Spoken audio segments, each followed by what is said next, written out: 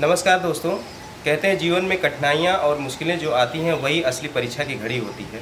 इसमें ही धैर्य और लगन से जो आगे बढ़ता है उसे सफलता प्राप्त होती है। एक ऐसी ही कहानी लेकर हम बीच में श्री सत्येंद्र तिवारी जी पुलिस उपाधीक्षक यूपी पुलिस के साथ मौजूद हैं, जो न सिर्फ अपने बारे में बताएंगे बल्कि आम प्रतियोगियों के लिए कुछ प्रेरणा के शब्द कहेंगे। बहुत बहुत स्वागत है सर आपका।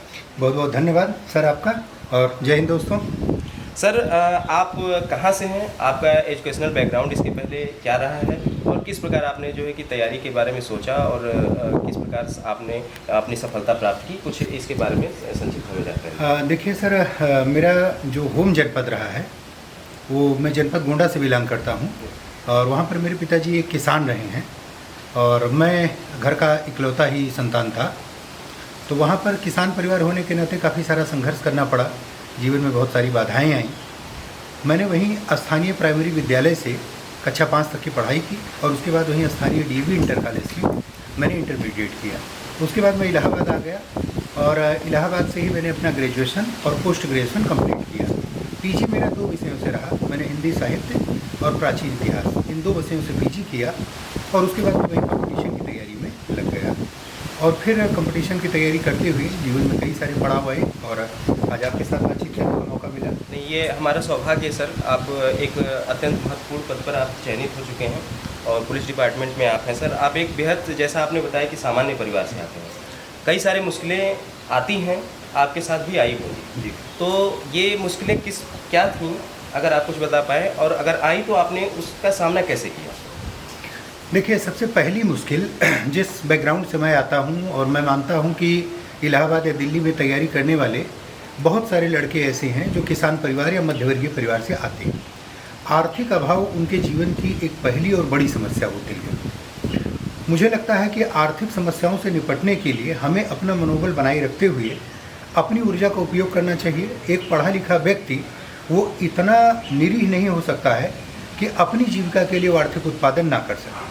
नौकरी मिलती है नहीं मिलती है ये जीवन का एक अलग विषय हो सकता है, लेकिन आर्थिक संसाधनों को एकत्र करके और अपने माता पिता का भी सहयोग करना, स्वयं की पढ़ाई के लिए भी अपने आप को मजबूत करना, ये एक बेहतर विकल्प हो सकता है।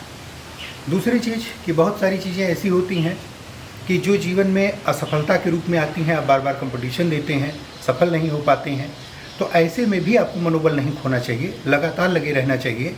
मैं तो इलाहाबाद से बिलोंग करता हूं और कहा जाता है कि इलाहाबाद की धरती इतनी उर्वर और इतनी उपजाऊ धरती है कि वहां जिसने भी पूर्ण मनोयोग से कार्य किया है, लेटे वाले की कृपा रही है हनुमान जी की, वो कभी भी असफल नहीं रहा है। तो मैं मानता हूं कि अपना मनोबल बनाए रखकर और अपने सही मार्ग पर हमेशा प्रयास करना चाहिए। बिल्कुल सर, मनोबल हमारा कभी गिरना नहीं चाहिए। सर, इन परीक्षाओं को देने से पहले जब आप तैयारी करते थे और अब आपका चयन हो गया है, तो क्या चीज़ें बदल गई हैं और क्या आप सोचते हैं कि एक परीक्षार्थी को तैयारी के दौरान अपनानी चाहिए जिससे वो सफल हो सके? देखिए, इधर सर विगत एक दशक लगभग 2011 से लेकर और अब तक हम देखते हैं तो लोक सेवा आयोग या संघ लोक सेवा आयोग तमाम प्रकार की विसंगतियों से और तमाम प्रकार के उथल पुथल भरे दौर से गुजरता रहा है।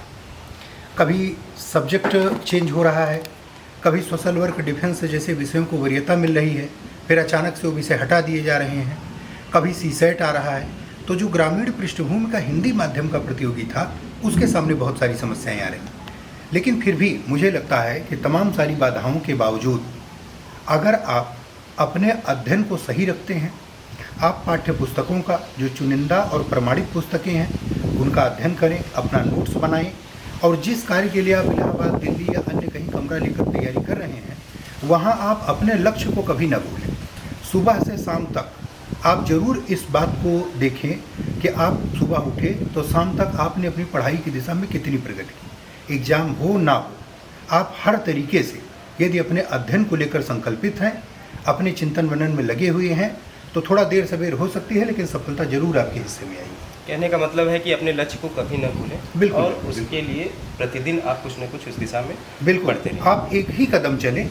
हमने एक कहानी सुनी होगी खरगोश और कछुए वाली, तो अंत में कछुआ ही जीतता है, इसलिए क्योंकि कछुआ अनवरत कार्य करता है। अनवरत। एक प्रतियोगी को उस कछुए से सीख लेनी चाहिए, ऐसा मेरा मानना है। सर, आपके सफलता का मूल मंत्र क्या है और अपने सफलता का श्रेय आप किसे देना चाहेंगे? मेरी सफलता का मूल मंत्र मेरा आत्मविश्वास है जीवन में कितनी भी बाधाएं क्यों ना आएं, पूर्ण आत्मविश्वास के साथ उन बाधाओं का सामना करना और अपने अस्तित्व को प्रमाणित करना, ये जज्बा मन में होना चाहिए। अपनी सफलता का श्रेय मैं अपने माता पिता को, ईश्वर को और अपने उन शुभचिंतकों को देना चाहता हूँ जिन्होंने मुझे आगे बढ़ने में मदद की। तो ये मेरी सफलता इन लोगों को समर्पित है। सर, आप एक पूर्ण निष्ठा और कर्मयोगी की भांति न सिर्फ तैयारी की, बल्कि कई सारे लोगों को आपने सफलता दिलाने में अपनी तरफ से भी मदद की। जी।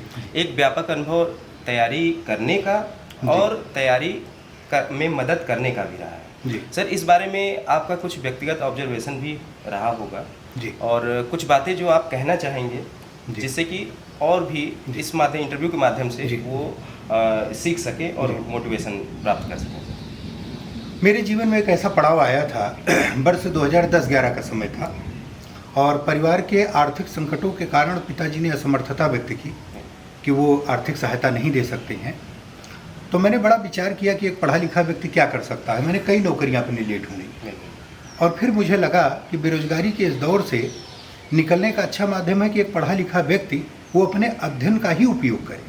और अध्ययन से मैं अध्यापन की दिशा में गया और इलाहाबाद में करीब 7-8 साल मैंने सामान्य हिंदी और निबंध, ये जो 2 प्रश्न पत्र पीसीएस परीक्षा में मुख्य परीक्षा में आते हैं, मैंने उनके लिए काम किया और हजारों छात्रों से जुड़ने का मौका मिला। मेरा ये सौभाग्य रहा कि उनके जीवन में एक नींव का पत्थर बनने के लिए मुझे अवसर मिला। मैंने वहाँ पर तैयारी के दौरान, पढ़ाने के दौरान ये देखा कि बहुत सारे लोग ऐसे हैं जो मेहनत बहुत करते हैं लेकिन सटीक अध्ययन नहीं करते हैं, सटीक पुस्तकों का अध्ययन नहीं करते हैं या उनकी पढ़ाई बिखरी हुई रहती है। जब परीक्षा आती है तो 12 घंटे 14 घंटे पढ़ते हैं और जब परीक्षा नहीं होती है तो पूरा समय अपना वेस्ट करते हैं। मैंने हमेशा यही एक सीख दी अपने छात्रों को भी, अपने मित्रों को भी, कि आप परीक्षा हो ना हो आप लगे रहिए, अपना कर्म करते रहिए। जो आप शांति काल में पढ़ेंगे वही आपके युद्ध काल यानी परीक्षा में आपको काम आएगा। मैंने देखा कि बहुत सारे लड़के हैं अपना नोट्स नहीं तैयार करते हैं, वो किसी के पीछे पीछे भागते रहते हैं। इन सर का नोट्स मिल जाए, उन सीनियर का नोट्स मिल जाए, कहीं से कोई ऐसा हमको शॉर्टकट रास्ता मिल जाए। मैं मानता हूँ कि शॉर्टकट रास्ता ठीक नहीं है। हम पढ़ें, अपना नोट्स बनाएं और परीक्षा के लिए हम हमेशा तैयार रहें। जैसे एक सैनिक युद्ध के लिए तैयार रहता है तो उस तरीके से एक प्रतियोगी रहे। बहुत अच्छी बात है, हमें अपने ऊपर पूर्ण भरोसा रखना चाहिए। सर, कहते हैं कि तैयारी के दौरान कई बार ऐसे मौके आते हैं जब ये लगता है कि नहीं हो पाएगा, कुछ असफलताएं प्राप्त होती हैं और अभ्यर्थी घबराता है। जी। तो सर, अगर आपसे जोड़ के इन बातों को देखें कि क्या आपको लगता था कि आपका चयन हो ही जाएगा, अगर कभी ऐसा लगा कि नहीं हो पाएगा तो इस मुश्किल दौर में आपने अपने आप को कैसे संभाला? बिल्कुल बिल्कुल। और ये सर आपने बड़ा अच्छा सवाल पूछा और ये जो आपने सवाल पूछा ये मेरी ट्रेनिंग से भी जुड़ा हुआ है। हमारे यहाँ हमारे उस्ताद कहते हैं, जब हम लोग ट्रेनिंग करते हैं, दौड़ करते हैं, तो हमारे उस्ताद कहते हैं कि आप जितना दौड़ सकते हैं ये ट्रेनिंग नहीं है, सफलता वहाँ नहीं है। जब आप थक के चूर हो जाए उसके बाद आप जितना दौड़ते हैं वो आपकी उपलब्धि है। तो मैं मानता हूँ कि एक छात्र वो अपनी तैयारी में अगर बार बार असफल होता है तो ये उसकी क्षमता को बढ़ाती है।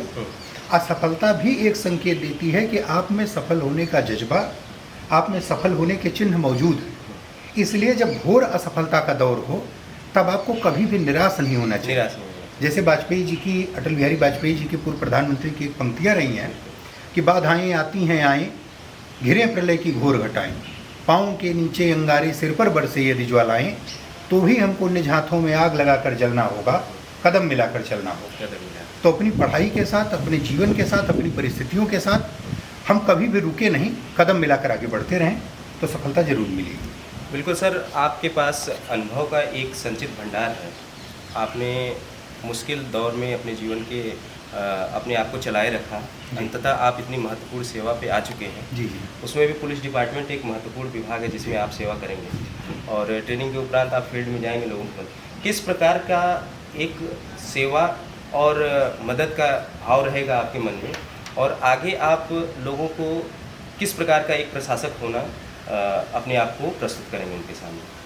तैयारी के दौरान हम लोगों ने एक महत्वपूर्ण चीज़ देखी कि हमारे यहाँ का जो संवैधानिक तंत्र है, जो शासन प्रशासन की व्यवस्था है, वो एक कल्याणकारी राज्य की अवधारणा से जुड़ी है। चूँकि बहुत सारे बच्चे जो प्रशासनिक सेवा में आते हैं वो ग्रामीण पृष्ठभूमि के सामान्य जीवन के, उनका कोई बहुत अच्छा ग्राउंड नहीं है। इसलिए मुझे लगता है कि जब वो प्रशासनिक पदों पर जाएं तो वो कल्याणकारी राज्य की भावना को, एक जो फ्रेंडली पुलिसिंग की अवधारणा है, स्मार्ट पुलिसिंग की अवधारणा है, उससे जुड़कर उस आम व्यक्ति के साथ खड़े हों, उस न्याय के साथ खड़े हों जिसके लिए हमारा तंत्र लगातार काम कर रहा है।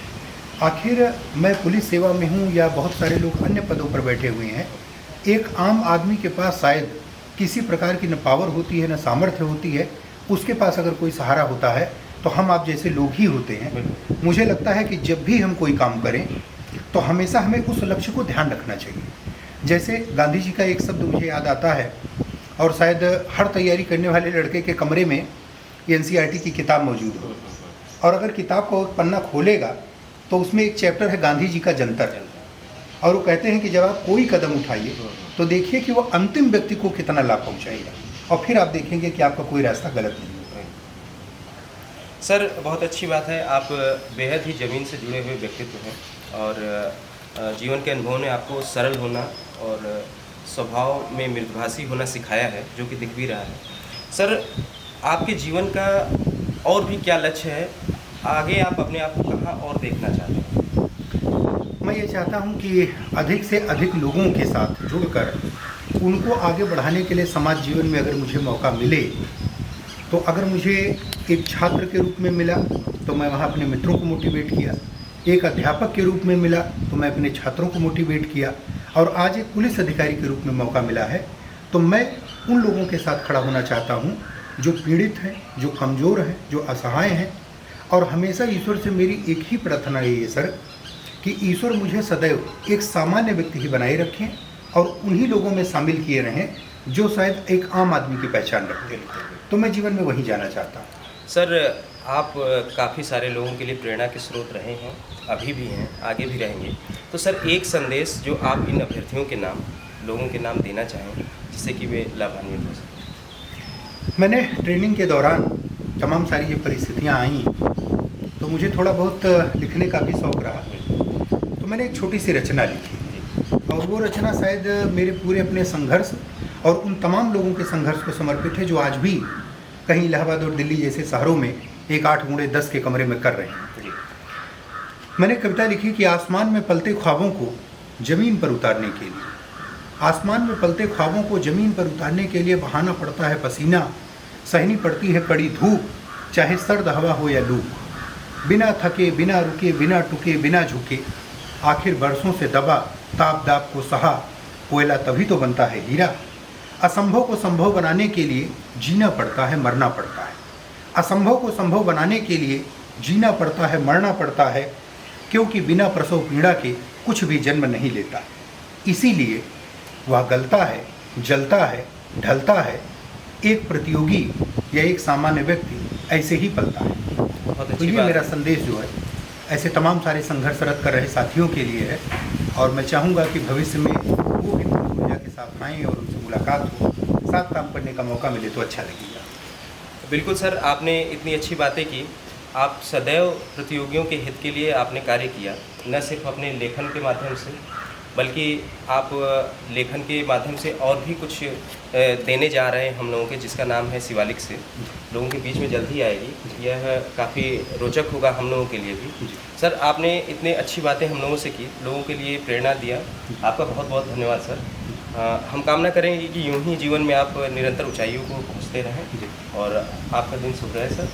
बहुत बहुत धन्यवाद। बहुत बहुत धन्यवाद सर आपका, और बहुत बहुत धन्यवाद साथियों मुझे सुनने के लिए, इतना समय देने के लिए। और मैं इंतज़ार कर रहा हूँ कि आप जल्दी से कंपटीशन में सफल हों, अपने मनोबल के साथ आप कंपटीशन में सफल हों। आइए साथ मिलकर काम किया जाए, कोरोना हो या कोई और इस प्रकार की आपदा हो तो उससे आगे बढ़कर हम आप सारी चुनौतियों को दरकिनार करके अपनी देश की सेवा में संलग्न। जय हिंद।